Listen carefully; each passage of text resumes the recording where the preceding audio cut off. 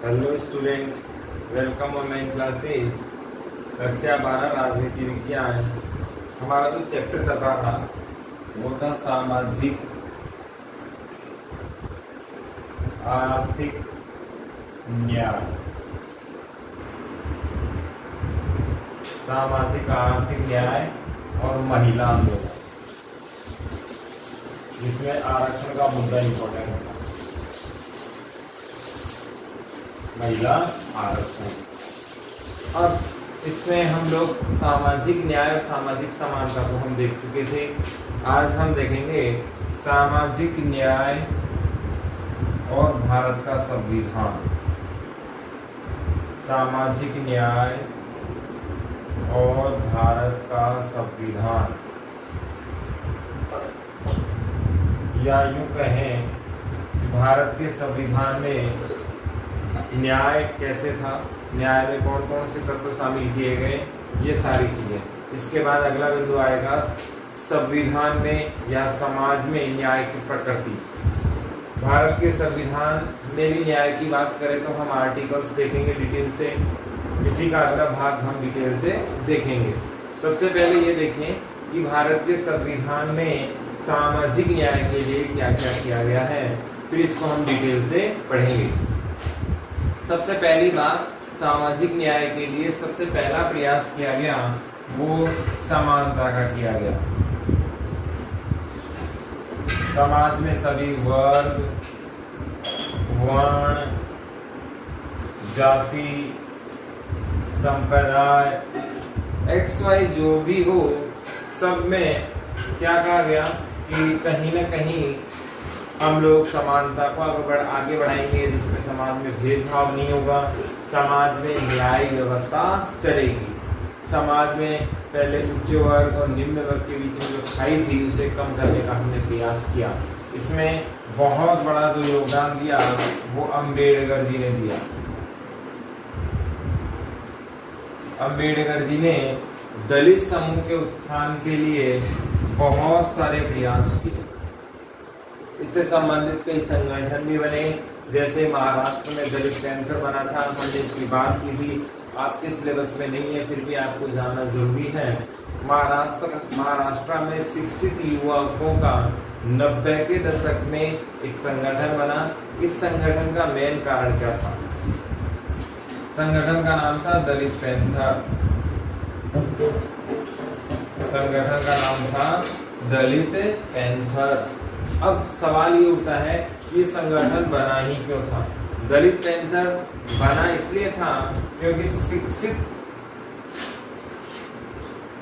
शिक्षित युवा जो कौन थे, दलित समुदाय से संबंधित थे, इन्होंने अपने अधिकारों के लिए लगातार प्रयास किया। अधिकार नहीं मिले तो इन्होंने अपनी शिक्षा का फायदा उठाया।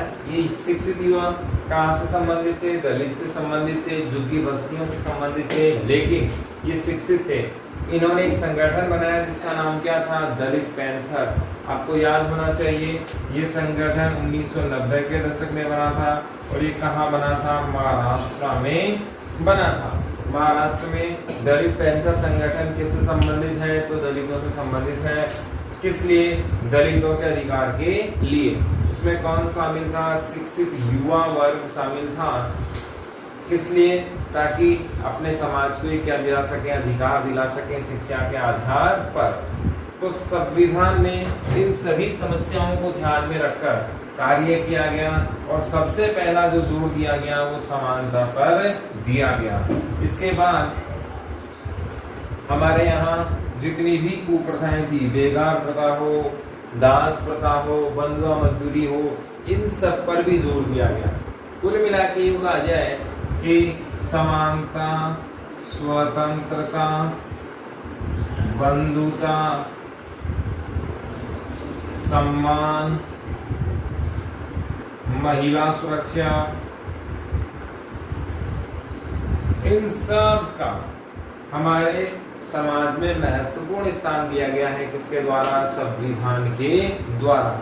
एक एक करके हम डिटेल से इसको पढ़ते हैं कि भारत के संविधान में सामाजिक न्याय के लिए कौन कौन से कार्यक्रम कैसे कौन कौन से आर्टिकल में किए गए हैं। हम संविधान के आर्टिकल की बात करें जिनसे सामाजिक न्याय की व्यवस्था होती है, तो आर्टिकल 14 विधि के समान, विधि के समक्ष सभी क्या होंगे, समान होंगे। ये बात कौन करता है, आर्टिकल 14 करता है। वैसे सारे आर्टिकल हम लोग ने 14 से लेके 51 तक पूरे आर्टिकल पढ़ लिए, ये सिर्फ रिवीजन करना है। तो सामाजिक न्याय के लिए भारत के संविधान में कौन कौन से प्रावधान किए गए हैं, इसको हम डिटेल से पढ़ रहे हैं। आप जानते हैं विधि के समक्ष समानता क्या लाता है, संपूर्ण समाज में बराबरी का आधार लाता है, समानता का आधार लाता है, सामाजिक न्याय को बढ़ाता है। 15 धर्म जाति मूल के आधार पर भेदभाव नहीं होगा। ये बात किसमें है, आर्टिकल 15 में उल्लेख है कि धर्म जाति वर्ण लिंग के आधार पर किसी भी प्रकार का कोई भेदभाव संभव नहीं होगा। इसके बाद 16 में अवसरों की समानता है कि सभी को आगे बढ़ने के अवसरों की समानता का उल्लेख है। सबको आगे बढ़ने के बराबर अवसर दिए जाएंगे, किसी को रोका नहीं जा सकता, सबको आगे बढ़ने का अधिकार है। और वास्तव में सामाजिक न्याय जब ही आएगी जब सब आगे बढ़ सकते हैं। ये वेरी इंपॉर्टेंट है, आपको ध्यान रखना है। अस्पष्टता और ये अवसरों की समानता, अभी जो बीएड का एग्जाम लगा था उसमें ये आर्टिकल था। अस्पष्टता या छुआछूत से संबंधित कौन सा आर्टिकल आता है, तो कौन सा आता है, 17 बोले तो खतरा। छुआछूत वेरी इंपॉर्टेंट है, बोर्ड में भी आया हुआ है, आपको भी याद रखना है। 16 की बात करें तो हम अवसरों की समानता की बात करते हैं कि अवसर कौन कौन से हैं। ये अवसर है आगे बढ़ने के, विकास करने के, शिक्षा प्राप्त करने के, यानी कि सबको हर क्षेत्र में अवसर प्राप्त करने का मौका मिलना चाहिए। समान अवसर सबको मिलने चाहिए ताकि विकास संभव हो सके। ये तो मैंने बता ही दिया। अस्पृश्यता,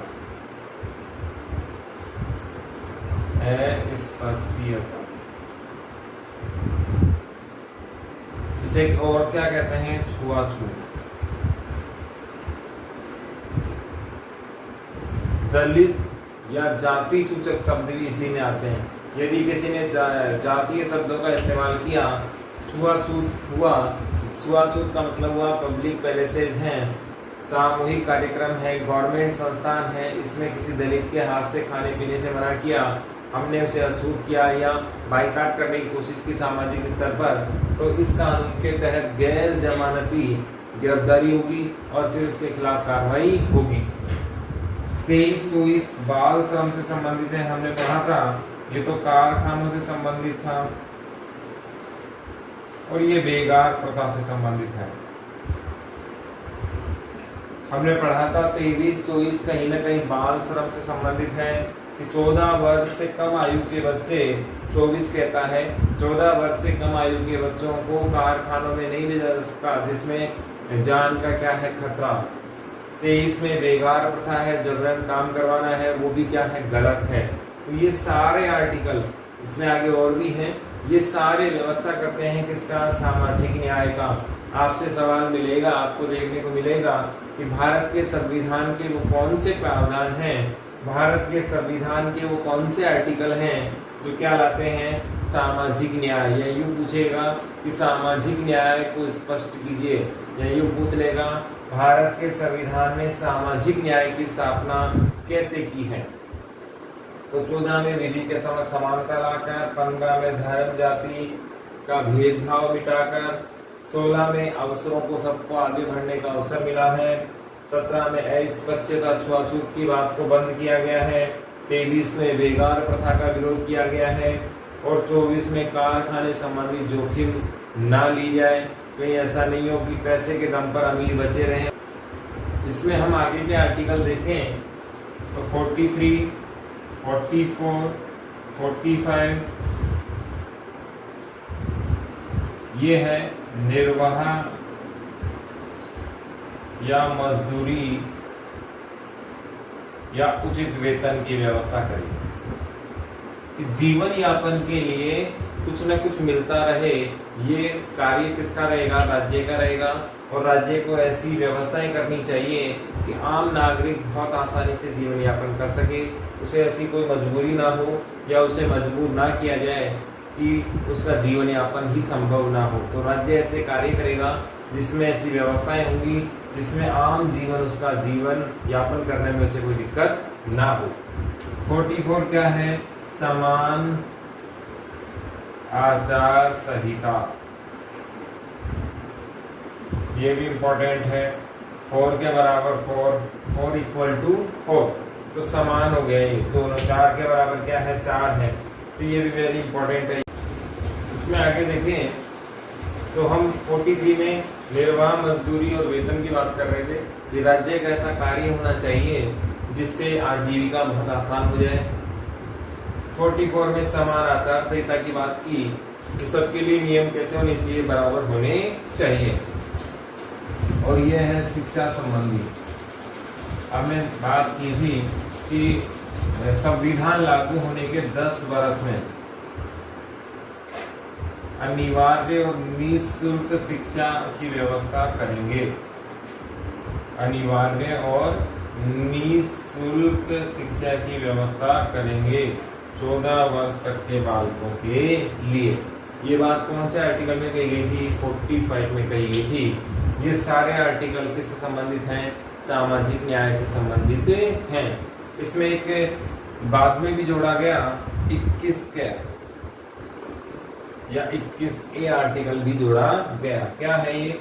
ये है शिक्षा का अधिकार। ये है शिक्षा का अधिकार। इसको हमने पहले भी पढ़ा था। इसमें कौन सी शिक्षा दी जाएगी? निःशुल्क और अनिवार्य शिक्षा दी जाएगी। इसमें कहाँ से कहाँ तक? 6 से 14 वर्ष के बच्चों को या यूँ कहें विद्यार्थियों को शिक्षा दी जाएगी। और माँ बाप का कर्तव्य होगा कि वो 6 से 14 वर्ष के बालकों को क्या दिलाएं? शिक्षा दिलाएं। ये वास्तव में आया कब? 2009 में। लागू कब हुआ? 1 अप्रैल 2010 से। 2010 से क्या हुआ? लागू हुआ। तो ये सारे आर्टिकल्स अगर हम देखते हैं तो ये कहीं ना कहीं किससे संबंधित है? सामाजिक न्याय की व्यवस्था करते हैं। भारत के संविधान में सामाजिक न्याय लाने में इनका बड़ा योगदान है।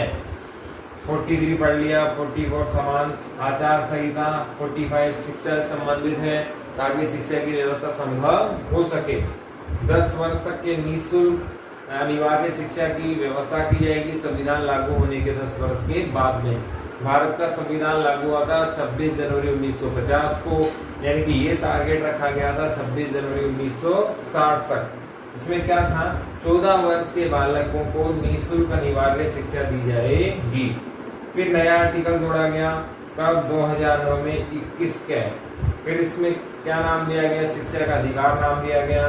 6 से 14 वर्ष के बालकों को क्या दी जाएगी? निःशुल्क अनिवार्य शिक्षा दी जाएगी। और यह अधिनियम लागू कब हुआ? 1 अप्रैल 2010 से लागू हुआ। इसमें अगला महत्वपूर्ण बिंदु है सामाजिक न्याय की व्यवहारिक स्थिति। ये सवाल आया हुआ है, आपको ध्यान रखना है। व्यवहारिक स्थिति का मतलब होता है प्रैक्टिकली आज वर्तमान में क्या है, या ये स्थिति जो हमने किताबों में पढ़ी उसका वास्तविक जीवन में क्या असर है, या यूँ कहा जा सकता है कि प्रैक्टिकली वर्तमान में आज क्या स्थिति है सामाजिक न्याय की, ये आपको बतानी है। और ये किसी से छिपी हुई नहीं है। आप सब लोग अच्छे से जानते हैं कि भारत के समाज में आज सामाजिक न्याय कितना उन्नत है, कितना बेहतरीन प्रकार का है, या किस प्रकार से आज चल रहा है। इस स्थिति को देखने के लिए हम 4-5 बिंदुओं की बात करते हैं। पहला बिंदु है पिछड़े लोगों की स्थिति। आज वर्तमान में यदि हम भारत की स्थिति देखें तो पिछड़े लोगों की स्थिति बहुत ज़्यादा खराब है। इसका कारण है सामाजिक न्याय की असमानता। पिछड़े लोग दया पे आश्रित हैं। हम लोग वास्तव में कानूनी रूप में तो लागू कर पाए लेकिन वास्तविक रूप से लागू नहीं कर पाए। जैसे सामाजिक स्थिति की बात करें हम लोग तो इसमें एक बहुत बड़ा मुद्दा आता है महिला। और पुरुष चाहे कितना भी तगड़ा क्यों ना हो, कितना भी ताकतवर क्यों ना हो, कितना भी सक्षम क्यों ना हो, एजुकेटेड क्यों ना हो, लेकिन जब महिला से बराबरी आती है तो ईगो हर्ट करता है। ये एक सामाजिक परिवेश डेवलपमेंट का एक हिस्सा बन गया है कि कहीं ना कहीं पुरुष के दिमाग में महिलाओं की स्थिति को कमजोर माना गया है, और जब महिला प्रोग्रेस करती है तो कहीं ना कहीं उसे ईगो हर्ट होता है और वो कहीं ना कहीं अपने इमेज को, एटीट्यूड को कंपेयर करने लग जाता है।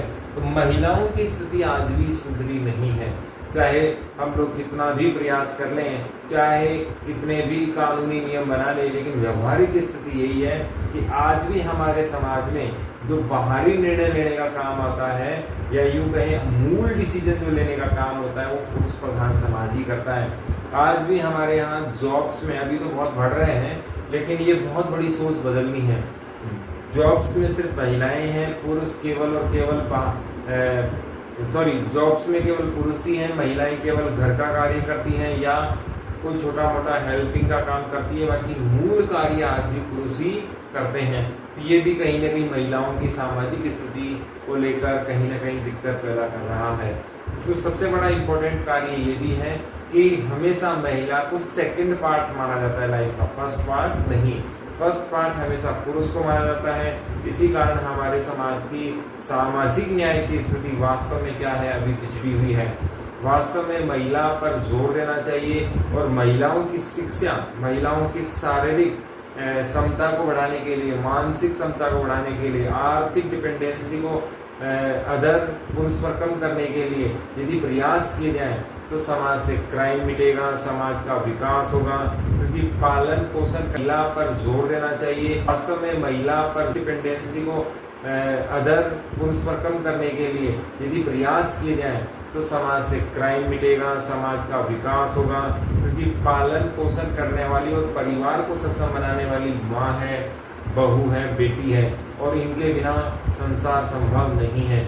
इसीलिए वास्तव में यदि सामाजिक न्याय लानी है तो महिलाओं को आगे लाना होगा और इनके विकास में बहुत बड़ी सहायता करनी होगी। समाज को भी, शिक्षित युवा वर्ग को भी, और हमारे यहाँ सामाजिक गतिविधियों को भी इस प्रकार से बनाना होगा ताकि पुरुष प्रधान समाज की सोच बदले।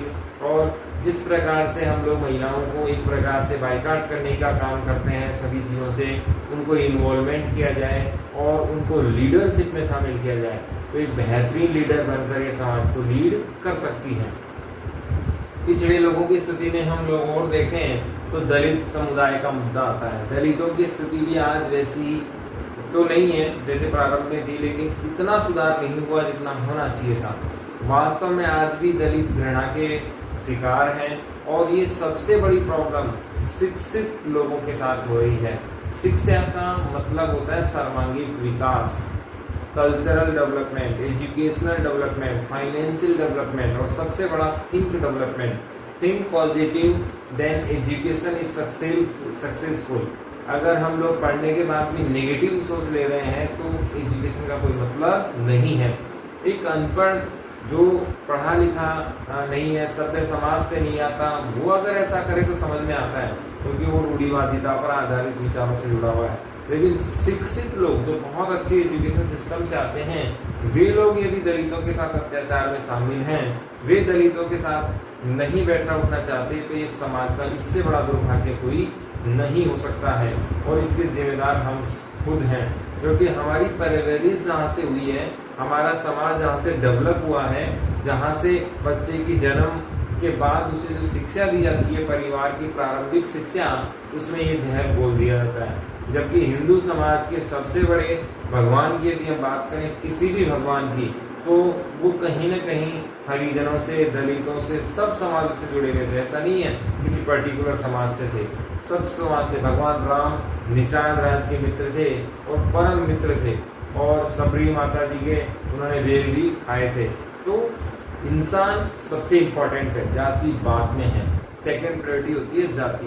धर्म, धर्म वास्तव में अगर मेरा मानना है, धर्म और जाति यदि हमारे कार्य में बाधा डाल रही है तो वो हमारे लिए होनी ही नहीं चाहिए। मैं ये मानता हूँ मेरे किसी कार्य में या मेरे किसी सामाजिक कार्यक्रम में धर्म जाति बाधा डाल रही है तो मेरे लिए वो सही है ही नहीं। ऐसे धर्म और जाति नहीं होनी चाहिए जो मानव समाज और सभ्यता के विकास में क्या डाले, बाधा डाले। सबसे पहले मानव का विकास होना चाहिए, फिर समाज का, फिर सभ्यता का विकास होना चाहिए। तो पिछड़े लोगों की स्थिति जब भी सुधर सकती है जब शिक्षित लोग आगे आए। हम जानते हैं हमारी शारीरिक बनावट एक जैसी है, हमारे ब्लड के सेल्स एक जैसे हैं, हमारे जो मानसिक विचार आते हैं हम सब में एक जैसे आते हैं, क्योंकि हम सजीव हैं, ह्यूमन हैं। और कहीं ना कहीं हमारा जो विकास हो रहा है वो समांतर हो रहा है। बस अंतर सिर्फ इतना सा हुआ कि कुछ लोग डेवलप हो गए तो अपनी पीढ़ियों को और डेवलप कर रहे हैं, और कुछ लोग अभी पिछड़ रहे हैं, आने वाले टाइम में डेवलप होंगे तो उन्हें समय लगेगा, इसलिए समाज का विभाजीकरण हो रहा है। आरक्षण की राजनीति और चुनाव, आज सबसे बड़ा एजेंडा है आरक्षण। तो समाज का जो राजनीतिकरण हुआ है वो बहुत गंदा है। वास्तव में आरक्षण कभी हटना ही नहीं चाहिए। मेरे हिसाब से आरक्षण बहुत ज़्यादा जरूरी है और आरक्षण हमेशा हमेशा बना रहना चाहिए। लेकिन आरक्षण का राजनीति और चुनावीकरण बहुत गंदा है, बहुत गलत तरीके से इसे पेश किया गया है। आरक्षण को बहुत सारे नेता, बहुत सारी पार्टियां अपने फायदे के लिए इस्तेमाल कर रही है, चुनावी राजनीति के लिए फायदे ढूंढ रही है, ऑप्शन ढूंढ रही है। मैं ये मानता हूँ कि आरक्षण कभी समाप्त नहीं होना चाहिए। आरक्षण का पुनः इसका जांच होना चाहिए और इसमें कैटेगरी बना देनी चाहिए कि जिन लोगों को आरक्षण से लाभ मिल गया है या जो फैमिली डेवलप हो चुकी है उसे हटा देना चाहिए, चाहे वो SC हो, चाहे ST हो, चाहे OBC हो। इन 3 SBC 4 कैटेगरीज को आरक्षण मिला हुआ है। इसमें ये तय कर दिया जाए कि जिस SC के बंदे को IAS में सिलेक्शन हो गया है, बहुत अच्छी जॉब मिल गई है, गवर्नमेंट जॉब, उस परिवार को उस आरक्षण से हटा दिया जाए ताकि बाकी बचे हुए लोग हैं उनको भी डेवलपमेंट मिलता रहे। एक IAS के बच्चे को IAS बनने के लिए आरक्षण मिल रहा है तो ये कहीं ना कहीं सही चीज़ नहीं है।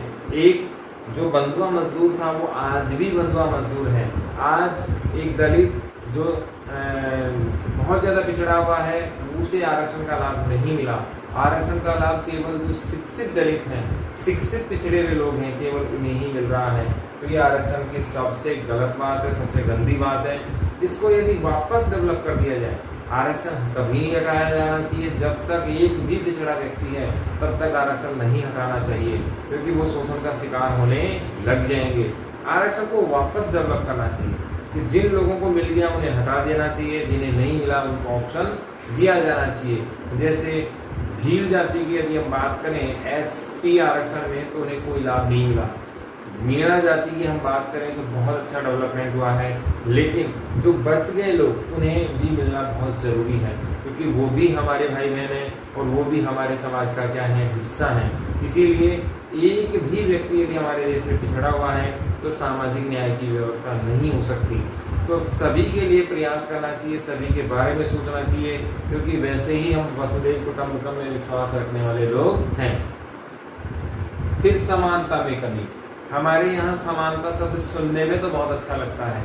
समानता की मांग तो हम कर सकते हैं, कानून तो हम बना सकते हैं, लेकिन देने को तैयार नहीं है। व्यवहारिक स्थिति में आज भी हमारे यहाँ यदि दलित और एक जनरल कास्ट का चाय पीने जाएगा तो कहीं एक डिस्पोजल में आएगा और एक कप में आएगा, क्योंकि वो जानता है कि दलित का कप कभी इस्तेमाल हम लोग नहीं करेंगे। तो ये जो भेदभाव है ये प्रैक्टिकली आज भी हमारे गांव में स्थापित है। शहरों में तो नहीं है लेकिन गांव में स्थापित है। इसे मिटाना होगा। एक सकारात्मक दृष्टिकोण, एक विकास, समानता में हमें नज़र भी आना चाहिए। हमें हर व्यक्ति को साथ लेकर चलने की ज़रूरत है, क्योंकि भारत 100% जनसंख्या यदि इस्तेमाल होगी तो बहुत ज़बरदस्त डेवलपमेंट हमारे यहाँ आएगा। और जो समानता की हम बात कर रहे हैं वो हमें दिखनी भी चाहिए। फिर आदिवासियों की स्थिति मैंने आपको बताई दी कि आरक्षण इस तरीके से लगाना चाहिए कि जो हमारे भाई बहन पिछड़ गए हैं, जो परिवार पिछड़ गए हैं, उन्हें आगे आने का अवसर मिले। आरक्षण को इस तरीके से डिजाइन करना चाहिए। फिर कानूनी जटिलता, ये भी एक सबसे बड़ी समस्या है सामाजिक न्याय में। यदि किसी दलित, पिछड़े या अल्पसंख्यक के साथ यदि कोई घटना घट भी गई ऐसी सामाजिक अन्याय की, तो ऐसी स्थिति में वो कानूनी जटिलताओं में उलझ कर रह जाता है, उसे त्वरित न्याय नहीं मिलता। इसके कारण भी सामाजिक न्याय कहीं ना कहीं पिछड़ रहा है।